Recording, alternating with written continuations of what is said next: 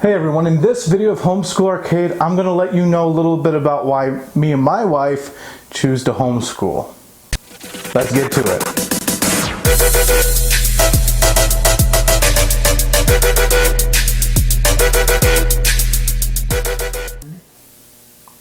So today I wanted to talk a little bit about my journey, my wife's journey, about why we chose homeschooling. You know, inevitably, when people find out that you choose to homeschool your children, they ask you, well, why are you doing it? And there's probably a few different reasons why they're asking that question. I mean, one, they might be considering homeschooling themselves, and so they want to know, what has the experience been like for you, how to do it, how to get started, how to progress in that. And they want to know also if their reason is similar to yours. That's why you're homeschooling. Another reason they may be asking, though, is, you know, was there an issue in the school system? Some people wonder if we had a bad feeling or a bad sensation about the public school system, and if that had anything to do it.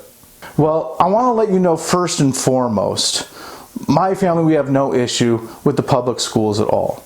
In fact, we've had some wonderful teachers for our kids. I have a number of teachers in my family, and one of the main reasons why we chose to homeschool, a big part was just that we didn't feel our children kind of fit the groove of the normal schooling system.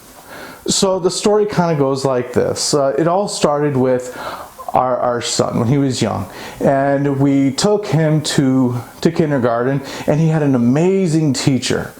She worked with him really well, and what we learned about our son was, well, there were some areas where he struggled in, and then there were other areas that he was crazy advanced in. So then when it came to the curriculum, he was either extremely behind in it in some areas, and in others he was really, really far ahead. And because of that, and when a teacher is teaching, you know, sometimes 30 kids or more, it makes it very difficult to help someone like our son that might not fit that box to get some of the help he needed. Now, the first teacher we had, she did an amazing job. She would give him special assignments every single day. She would communicate well with my wife and I about the things he was doing well, the things he was struggling with, and then my wife and I, in turn, we would come home and we would work on that together.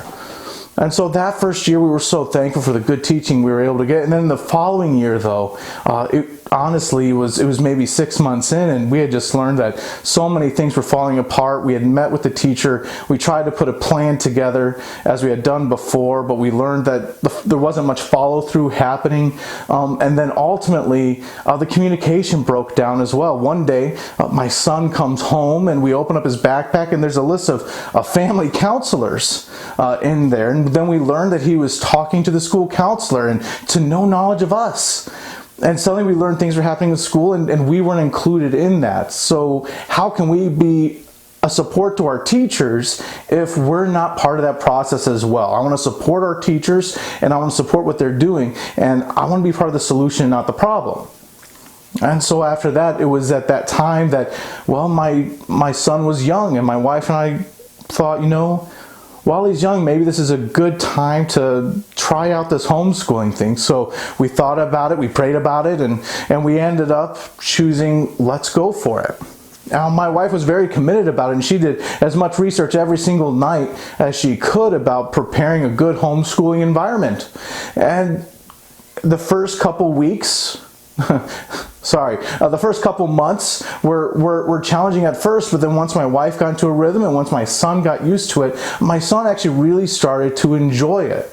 And my wife was able to spend more time with her son, and in terms of questions about socialization and all that things, trust me, my son was getting plenty of it between extracurricular activities, things at our local church and stuff like that. He got plenty of that. And so it's really been a blessing for my family, and we ended up deciding to do that with our daughters as well. And that's a little bit about our journey with homeschooling. And as I said before, this isn't an issue of bashing public schools or saying homeschooling is the only way, but it's a matter of finding what is right to help your child succeed and thrive in a learning environment. So if you have any questions about that, feel free to send up some questions or comments below. Please click like and subscribe to this video and follow us on Facebook, Twitter, or Instagram. and hope you enjoy the learning journey as we do it together. Let's go to it.